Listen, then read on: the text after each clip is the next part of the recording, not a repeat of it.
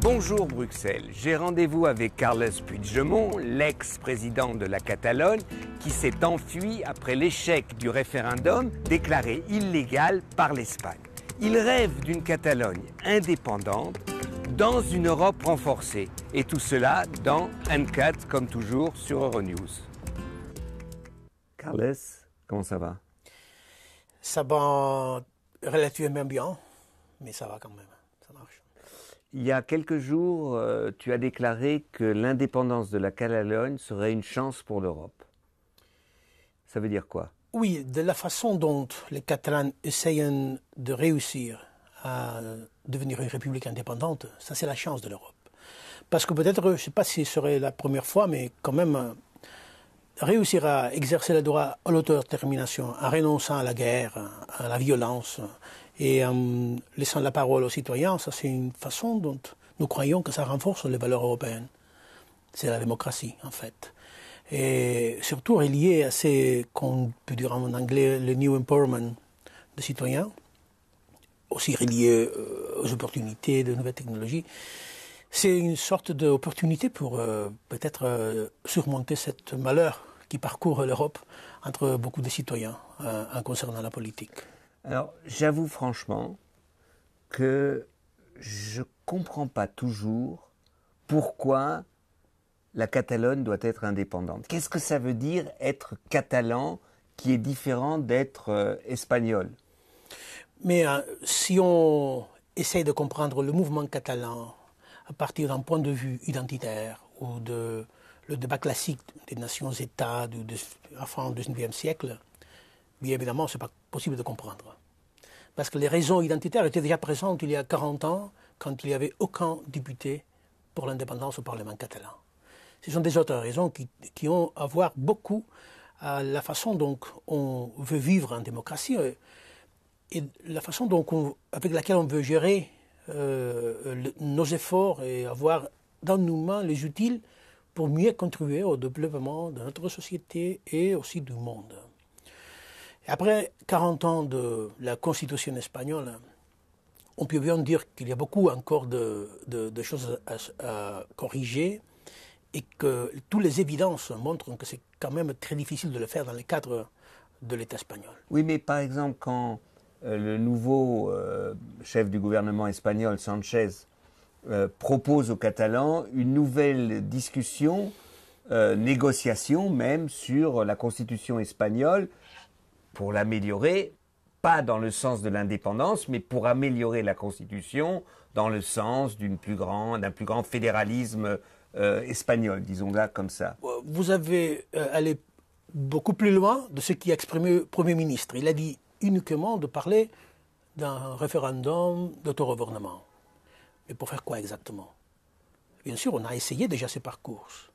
Il y a l'année 2005 et 2006, on a approuvé un nouveau statut d'autonomie. Et on l'a fait avec une large majorité au Parlement catalan, au Parlement espagnol, et on l'a approuvé avec un référendum. Mais finalement, la Cour constitutionnelle, qui a été nommée depuis le temps de M. José María Aznar, elle a coupé complètement tous ces nouveaux statuts. Et donc, il y a eu une chose qui marque maintenant une limite.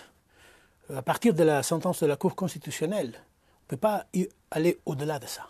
Oui, mais imaginons maintenant que par une négociation, vous arrivez à quelque chose qui ressemble, disons, à l'autonomie définie il y a quelques années. Est-ce que,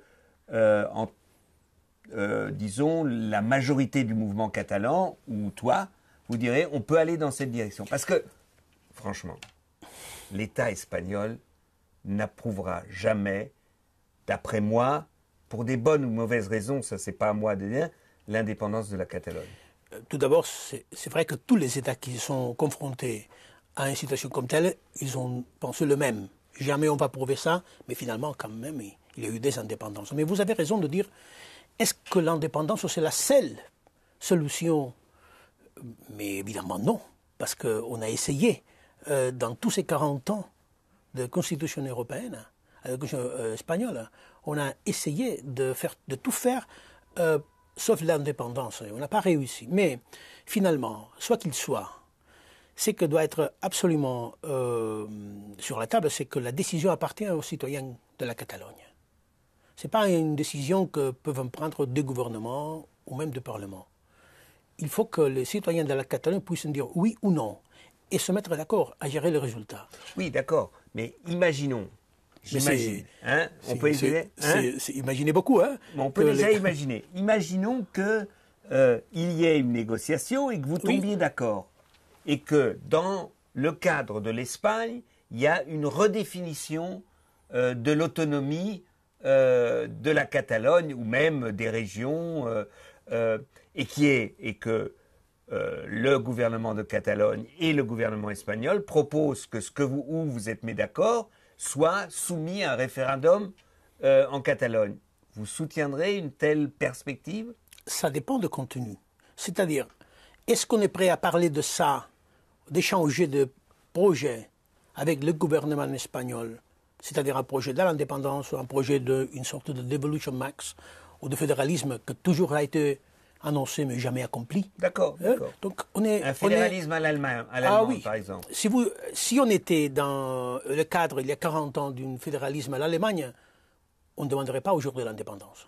Ça, c'est bien évident. Et si maintenant, il vous propose un fédéralisme à l'Allemagne? Mais il faut être réaliste, parce que ça aurait été possible avant la sentence de la Cour constitutionnelle. Parce que la Constitution espagnole n'avait pas de limite dans ce sens, parce que tout était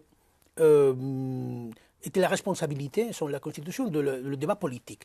Mais lorsque la Cour constitutionnelle a fait ce qu'un expert en Constitution espagnole de l'Andalousie, pas catalan, a dit c'est vraiment un coup d'État, c'est quand même hors du réalisme de dire qu'il y aura une possibilité d'aller au-delà de ça. Donc il faut dire clairement oui et non, mais ça je ne peux pas juger moi. Hein, mais dans les cas hypothétiques que l'Espagne aurait accepté le texte du Parlement catalan de 2005, bien évidemment, on ne serait pas ici aujourd'hui. Alors, enfin, je reviens là-dessus.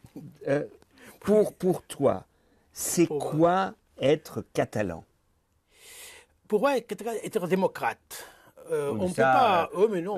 Tout le monde peut être démocrate ou pas démocrate. Oui, non, mais lorsqu'on revendique le droit à l'autodétermination, on doit le faire pour essayer de construire un pays vraiment démocratique. Il y a beaucoup de pays qui sont indépendants, qui sont reconnus, qui peuvent dire avec fierté, moi je suis tel ou tel, mais qui ne sont pas du tout démocrates. Donc, c'est un engagement.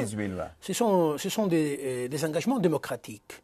Mais surtout, être catalan, c'est pas une question reliée à la sang, au territoire, que sont la façon plus traditionnelle de dire la citoyenneté. C'est en fait, si vous voulez, un acte volontaire d'adhérer à des valeurs.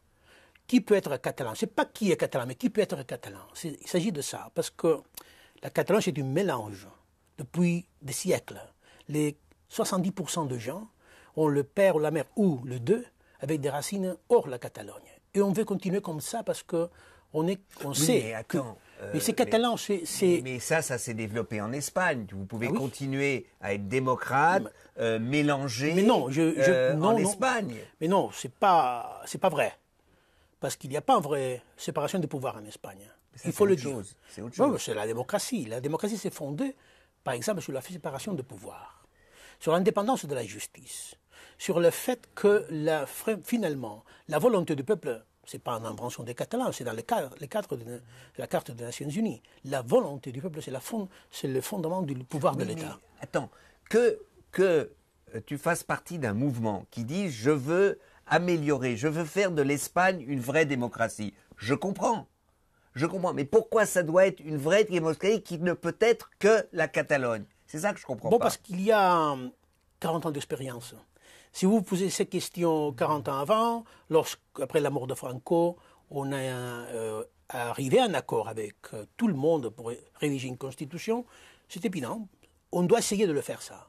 Mais 40 ans après, avec tout ce qui s'est passé, avec ces limites qu'on a fixées aux volontés du Parlement catalan, exprimé. Mais pourquoi pas créer un grand mouvement avec des mouvements de société, des mouvements politiques pour dire, nous, en Catalogne et au Pays Basque et, je sais pas, à Séville, et on veut une autre démocratie, on veut faire avancer la démocratie. Pourquoi ça se réduit à la Catalogne? Mais on est uniquement 16% de la population en Catalogne, donc... Oui, mais vous êtes divisé moitié-moitié.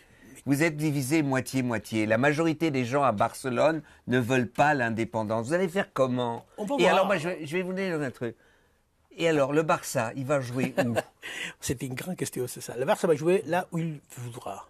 Oui, mais Parce là, il qu'il voudra, s'agit- s'il est oui. plus en Espagne, ça sera Barça contre l'Espagnol, contre Girona, contre l'Espagnol, contre le Barça.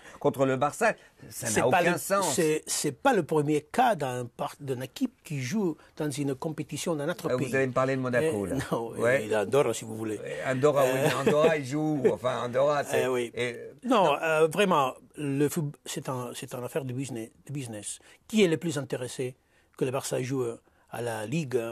Donc, ce sont le reste des clubs, parce que les droits de télévision qui payent beaucoup d'argent pour voir le Barça Madrid, c'est l'argent qui permet des clubs modestes d'engager des grands joueurs. Mais c'est vrai que vous avez raison dans un certain point. C'est possible une alliance alternative dans l'Espagne pour, par exemple, parler de la République. Une République espagnole. Une République fédérale. Par exemple. Sur les points théoriques, oui. Mais après 40 ans. Oui, mais c'est théorique. Après 40 ans, c'est théorique. Il y a des évidences quand même. Hein. Aujourd'hui, pour revenir maintenant, Oui. est-ce que vous avez fait des erreurs?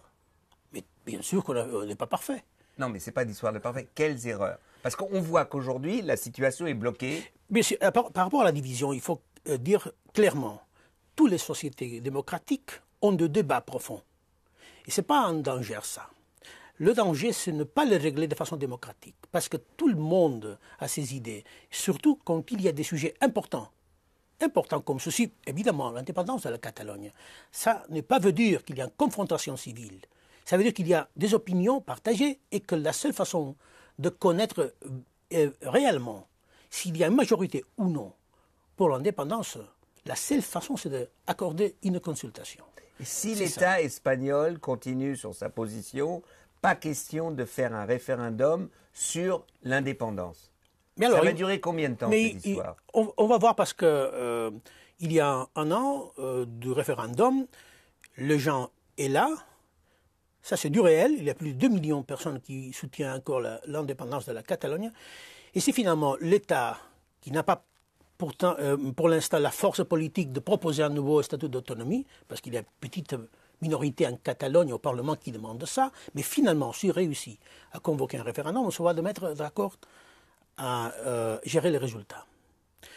Parce qu'imaginons-nous qu'il y a un rejet à ces propos. Qu'est-ce que ça veut dire? Est-ce que ça veut dire qu'on est content avec l'ancien statu quo? Bien évidemment, non. Mais qu'est-ce que ça veut dire? Donc, quel est le conflit politique qu'on peut reconnaître à partir d'un résultat électoral et quels sont les engagements pour résoudre ces conflits politiques? Je sais que ce n'est pas agréable pour le gouvernement espagnol, ou peut-être pour les autorités européennes, mais quand même c'est du réel. Oui, mais tout ça c'est possible. Mais oui. Quand je vois la position du gouvernement espagnol et n'importe quelle prochaine majorité, je ne vois pas aujourd'hui l'Espagne organiser un référendum sur l'indépendance. D'accord. Donc qu'est-ce qu'on fait entre-temps? Qu'est-ce qu'on fait entre-temps? D'abord, on doit se mettre d'accord si on doit ou non respecter la volonté des citoyens qui ont voté. Ça, c'est important parce que c'est le point de partie.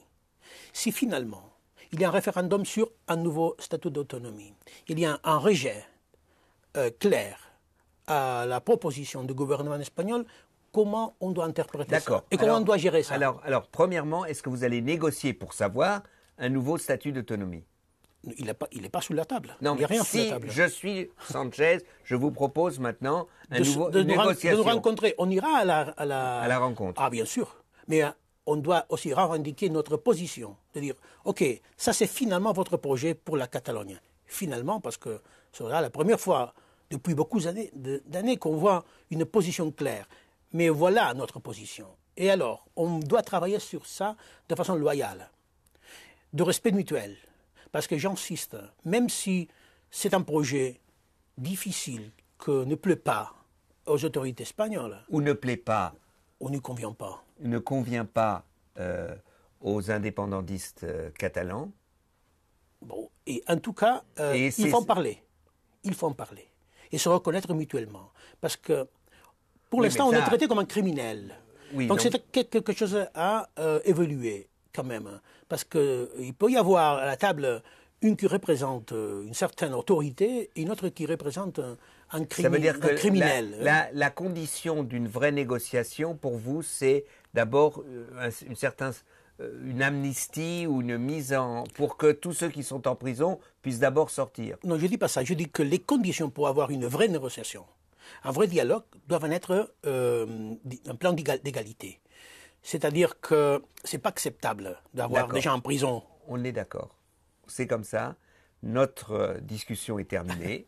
Hein, c'est gentil, merci. Merci. C'était donc, comme vous l'avez vu, sur la Catalogne avec Carles Puigdemont, Danny Uncut. C'était le nouvel épisode. La suite, on verra ce qui va se passer en Espagne et en Catalogne. Merci.